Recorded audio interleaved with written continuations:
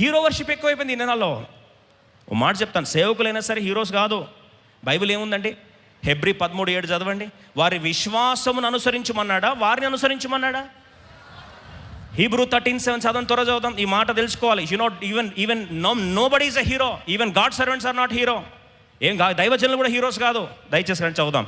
మీకు దేవుని వాక్యము బోధించి మీ పైని నాయకులుగా ఉన్న వారిని జ్ఞాపకము చేసుకొని వారి ప్రవర్తన ఫలమును శ్రద్ధగా తలంచుకొనుచు వారి విశ్వాసమును అనుసరించుడి. ఏది అనుసరించాలి? వాళ్ళు ఎట్లా దూతే అట్లా దువ్వాలి. వాళ్ళు ఎట్లా బట్టలు వేస్తే అట్లా బట్టలు వేయాలి. అంతే కదండి. వారు ఏ బ్యాగ్ వేస్తే మేము కూడా అదే బ్యాగ్ వేస్తాం. వాళ్ళు ఏ షూ వేస్తే మేము అదే షూ వేస్తాం. దేనిని అనుసరించమన్నాడు దేవుడు? మళ్ళీ చదవండి.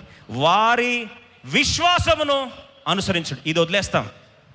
అరే వారి విశ్వాసం అనుసరించండి అయ్యా. వారు ఏ విశ్వాసంతో కార్యం చేస్తున్నారో అదే విశ్వాసం మీరు. ఇమిటేట్ దేర్ ఫెయిత్ అన్నాడు. మనం కొట్టేసి we'll imitate them. Imitating them is different from imitating their faith. Yes or no? ఏది చేస్తే మనం అది చేయాలి. ఆయన ఏ బ్యాగ్ వేసుకుంటాం మేము అదే బ్యాగ్ వేసుకుంటాం. ఆ బ్యాగ్ వేసుకోకపోతే పాపివు నువ్వు. ఆయన తెల్లబట్టలు వేసాడా? నువ్వు తెల్లబట్టలు వేయాలి, లేకపోతే నువ్వు పాపి. అదేంటండి వాళ్ళు తెల్లబట్టలు వేసుకున్నారు, నువ్వు తెల్లబట్టలు వేసుకోవాలి, నువ్వు పాపిష్టిదానివి ఇంకా. ఎందుకంటే మా ఆయన ఎవరు ఏమేశాడు? ఆయన తెల్ల వేసేవాడు. మీరు కూడా ఏమయ్యారు? తెల్ల వేయాల్సిందే.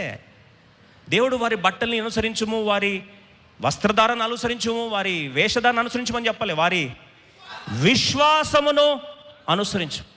ఇది నాలో ఎంత ఫూలిష్ అయిపోతుంది కదండి. ఎంత ఫూలిష్ అయిపోయింది. ఒక సేవకుడు కానీ ఎవరైనా వ్యక్తి కానీ అది వేస్తే పలానా అది వేయాలి, వారు అది చేస్తే దాన్ని అది ఫాలో అయిపోవాలి. అన్నీ ఈ మెటీరియల్ థింగ్స్ పట్టుకొని, ఈ లిటరల్ థింగ్స్ పట్టుకొని, స్పిరిచువల్ థింగ్స్ అన్నిటిని ఏం చేస్తున్నారు? భూస్థాపితం చేస్తున్నారు. సాతాను ఇది ఒక వలగా వాడుకోవట్లేదా? మొన్నటి రోజు మీటింగ్ జరుగుతూ వచ్చింది. బయట భయంకరంగా ఆ ఎర్తింగ్ లేదు. బయట ప్రోగ్రామ్ జరుగుతూ ఉంది, ఎర్తింగ్ లేదు. ఎర్తింగ్ లేకపోయేసరికి ఏది ముట్టుకున్నా షాక్ కొడుతుంది.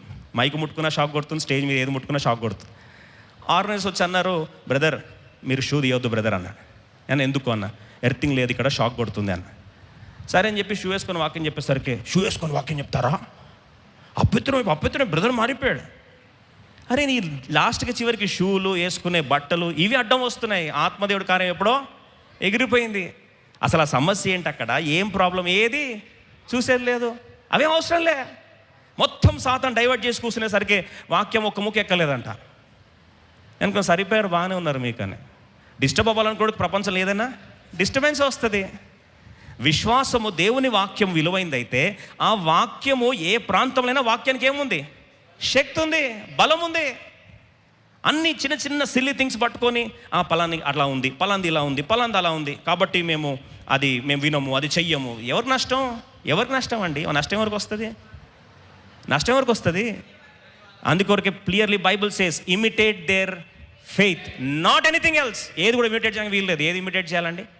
వారి విశ్వాసం మాత్రమే ఇమిటేట్ చేయాలి. అందుకొరకు యోబు అంటాడు, అయ్యా ఇదంతా అర్థం చేసుకున్నా, ఈ వచ్చింది. అందుకొరకు ఈగో వచ్చేసరికి దేవుడు ఏమైపోయాడు?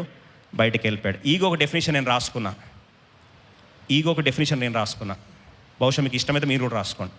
EGO స్పెల్లింగ్ ఏంటండి? EGO ఎవిక్టింగ్. EVIC. ఈ అంటే ఎవిక్టింగ్ గాడ్ అవుట్ అంటే దేవుని బయటకు నెట్టేసేది ఏంటండి? ఈగో వచ్చిందంటే ఎవరు బయటకు వెళ్ళిపోతారు? దేవుడు బయటకు వెళ్ళిపోతారు. యోబుకు అర్థమైంది, ప్రభువా నువ్వు బయటకు వెళ్ళిపోయావా, నాకు వద్దు నాయనా అని చెప్పి వెంటనే ఏం చేస్తున్నాడు చూడండి. యోబు గ్రంథము 42వ అధ్యాయం. నిజమైన ప్రత్యక్షత ఈజ్ దిస్. నిజమైన రెవల్యూషన్ ఏంటండి? ఏ రోజైతే మనకు దేవుడు సమస్తము దేవుని చుట్టూ తిరుగుతుంది, నేను కాదు, నాకు కాదు ప్రభువా, నాట్ మీ ఐ అని ఎప్పుడైతే మనము రిక్తునుగా చేసుకోవడానికి ఇష్టపడతామో, యోబు గ్రంథం 42వ అధ్యాయము అందరం కలిసి ఈ యొక్క 6వ వచనం చదువుకుందాం. బ్యూటిఫుల్ మాట. అందరం కలిసి మాట చదువుకొని దేవుని ఆరాధిస్తాం. నిజమైన ఆరాధన ఇదే. కావున నన్ను నేను అసహించుకొని ధూళిలోనూ బూడిదలోనూ పడి పశ్చాత్తాపడుచున్నాను ప్రభా, నన్ను నేను తగ్గించుకొంచిన ప్రభా. అందుకొరకే ధూళి అనేది ఎప్పుడైతే దేవుడు సువార్తను నినివే ప్రజలకు ప్రకటించాడో వారు తాము తగ్గించుకున్నాను గుర్తుగా ఏం చేశాడు? వారి మీద ధూళి వేసుకున్నారు, బూడిదలో కూర్చొని దేవుని ఏం చేశారు? పడ్డారు. నిజమైన ప్రత్యక్షత దేవుడు కోరేది ఏం తెలుసా? ప్రభు దగ్గర మనం తాము తగ్గించుకో. అందుకొరకు ఆదికాండం 18వ అధ్యాయము, జెనసిస్ చాప్టర్ 18 verse 27లో 18:27లో అబ్రహాము ఎప్పుడైతే దేవుని దగ్గర ప్రాయశ్చిత్త ప్రార్థన చేస్తున్నాడో చూడండి, అందుకు అబ్రహాం, ఇదిగో ధూళియు బూడిదయునైన నేను ప్రభుతో మాట్లాడా తెగించున్నాను. తను ఏం చేస్తున్నానండి, తగ్గించుకుంటాను. ప్రభా, నీ మహిమ ముందు నేను నథింగ్ ప్రభా, నేను జీరో ప్రభా, నేను నిన్ను బయటకు పంపడం కాదయ్యా, నాలో నాహాన్ని బయటకు పంపిస్తూ ధూళిలో కూర్చొని తగ్గించుకున్నవాడని నేను ప్రార్థిస్తున్నా. అయ్యా దయచేసి సొదొమ గొమొర్రా పట్టణాన్ని కాపాడుమని, నయా లోతుని కుటుంబాన్ని కాపాడమని ప్రార్థిస్తున్నానని చెప్పి తను ఏం చేసుకున్నానండి, తగ్గించుకోవడానికి ఇష్టపడ్డాడు. యెషయా భక్తుడు దేవుని చూశాడు దర్శనం. యెషయా గ్రంథం 6వ అధ్యాయం 5వ వచనంలో దేవుని దర్శనం చూసిన వెంటనే, అయ్యో అపవిత్రమైన పెదవులు కలవాడనయ్యా, అపవిత్రమైన పెదవులు గలవాడనయ్యా అని అయ్యో అయ్యో అని చెప్పి వెంటనే ఏం చేశాడు, తను తాను పశ్చాత్తాపడడం ఆరంభించాడు. చూడండి, పేతురు యేసుప్రభుని చూశాడు. లూకా సువార్త 5వ అధ్యాయం 8వ వచనం, యేసుప్రభుని చూసేసరికి యేసుప్రభు అద్భుతం చేశాడు. అద్భుతం చేసి సీమోను పేతురు అది చూసి యేసు మోకాలు ఎదుట సాగిలపడి, ప్రభువా నన్ను విడిచిపొమ్ము, నేను పాపాత్ముడనని చెప్పాను. యోహాన్ లాంటి భక్తుడు యేసుప్రభువును ఆనుకున్నవాడు. ప్రకటన గ్రంథం 1వ అధ్యాయం 15వ వచనంలో రెవల్యూషన్కి వచ్చేసరికి దేవుని మహిమను చూశాడు, దేవుని యొక్క ప్రత్యక్షం చూశాడు, దేవుని యొక్క ఆనర్ చూశాడు, దేవుని యొక్క గ్లోరీని చూశాడు. ఏమంటాడు తెలుసా, ఆయన పాదం యొద్ద చచ్చిన వాని వలె పడిపోయాడు.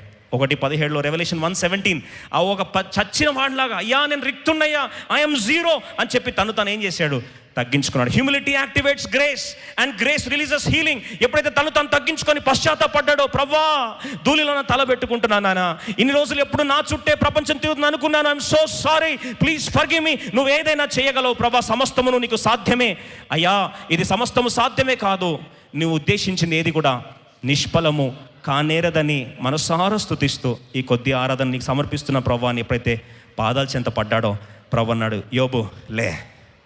అదేంటి ప్రభా, లే. ఏ రియలైజేషన్ అయితే రెవల్యూషన్ నీకు వచ్చిందో, ఈ రెవల్యూషన్ తర్వాత రెండోది ఏం జరగాలి తెలుసా, రెస్టోరేషన్ రావాలి.